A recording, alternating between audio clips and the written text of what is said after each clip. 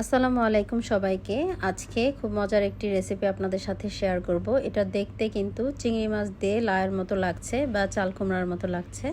এটা একটা ডিফারেন্ট সবজি। আসলে এটা হচ্ছে কচি তরমুজ। আমরা সবজি হিসেবে এখানে খেয়ে থাকি।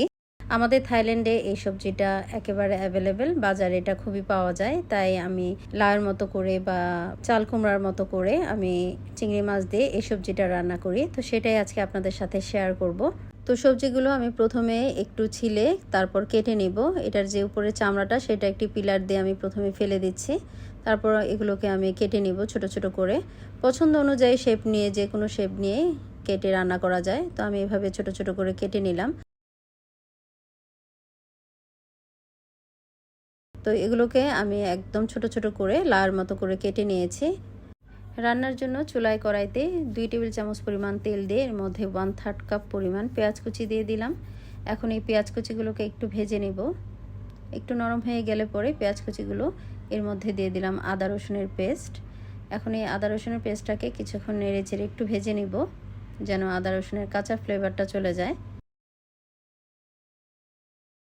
একটু ভেজে নিয়ে এখন এর মধ্যে গুঁড়া মশলা অ্যাড করে দিব। দিয়ে দিলাম 1/2 টিস্পুন হলুদের গুঁড়া, 1/2 টিস্পুন দিয়েছি মরিচের গুঁড়া, আর 1/2 টিস্পুন দিয়ে দিলাম জিরার গুঁড়া। সামান্য একটু লবণ দিয়ে দিচ্ছি স্বাদ অনুযায়ী। একটু পানি দিয়ে দিলাম যেন মশলাটা পুড়ে না যায়। এখন মশলাগুলোকে ভালো করে নেড়ে চেড়ে কিছুক্ষণ কষিয়ে নিব।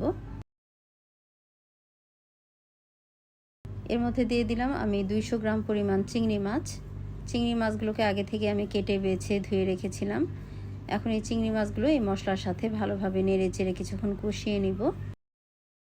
ঢাকনা ছাড়াই চিংড়ি মাছগুলোকে আমি নেড়ে চেড়ে কষিয়ে নিয়েছি। এখন এর মধ্যে আমি দিয়ে দিব 2টা মিডিয়াম সাইজের টমেটো।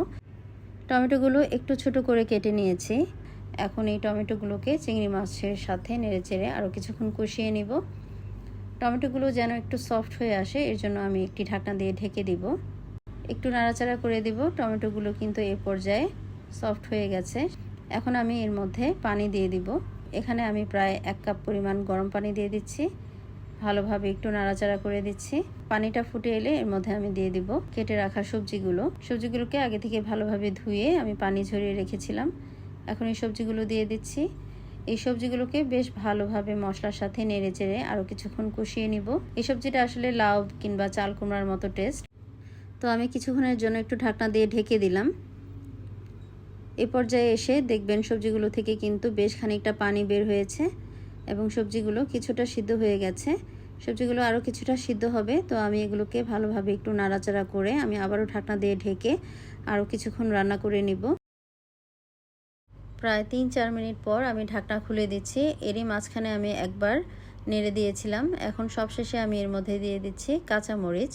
এতে করে খুব সুন্দর একটি ফ্লেভার ছড়াবে। আর দিয়ে দিচ্ছি ফ্রেশ কিছু ধনেপাতা কুচি। ভালোভাবে একটু নেড়ে চেড়ে মিশিয়ে দিচ্ছি। আমরা লাউটা যেভাবে রান্না করি ঠিক ওইভাবেই আজকে আমি রান্না করে নিয়েছি। এটা খেতে কিন্তু ভীষণ মজার হয়। আর ধনেপাতা কুচিটা দেওয়াতে এটার টেস্টটা অনেক গুণ বেড়ে গেছে। আমি একটু লবণটা ঠিক আছে কিনা চেক করে নিলাম। ঢাকনা দিয়ে ঢেকে আরও 2 মিনিট রেখেছি। নেড়ে চেড়ে মিশিয়ে দিচ্ছি আর চুলার আঁচটা বন্ধ করে দিয়েছি। আমার সবজিটা কিন্তু রেডি। একটি বাটিতে আমি সার্ভ করে নিলাম। সকালে রুটির সাথে নাস্তায় এটা খেতে বেশি ভালো লাগে, তাছাড়া সাদা ভাতের সাথেও ভালো লাগে। তো আজ এখানেই বিদায় নিচ্ছি। পরবর্তীতে অন্য আরেকটি রেসিপিতে দেখা হবে ইনশাল্লাহ। সেই পর্যন্ত সবাই খুব ভালো থাকুন, নিরাপদে থাকুন। আল্লাহ হাফেজ।